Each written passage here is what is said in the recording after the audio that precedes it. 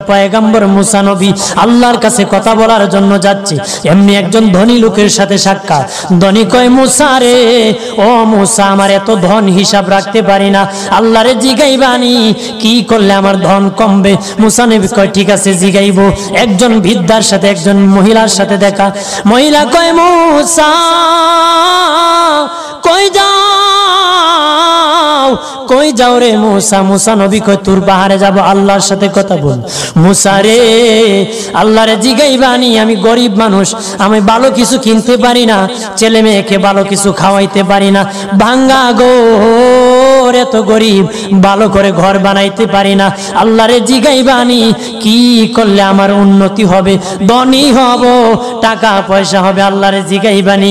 আল্লাহ মুসা নবী কয়, ঠিক আছে, আল্লাহরে জিগাইব, তুমি কেমনে ধনী হইবা?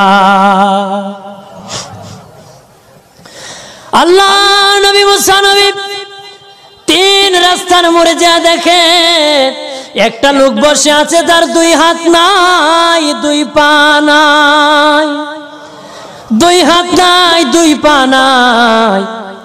ওই লোক ডাক দিয়া কয়, মুসা রে, জীবনে কোনোদিন নিজে হাঁটতে পারি নাই, নিজ হাতে খেতে পারি নাই, কেউ খাওয়াইলে খাই, নতুবা উপবাস থাকি, বৃষ্টি আসলে ভিজি, সেখানে আমি আবার শুকাই। ও মুসা, জীবনে কোনো কাজে দুনিয়ার লাগি নাই, আল্লাহরে জিগাইবানি কোন কারণে আমারে বানাইছে?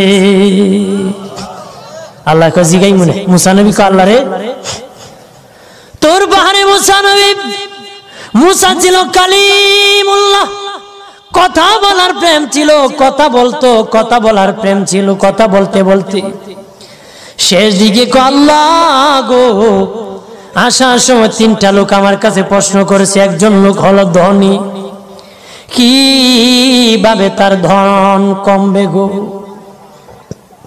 আল্লাহ বলেন, মুসা রে, তারে জানিয়ে দাও, যাকাত দাও।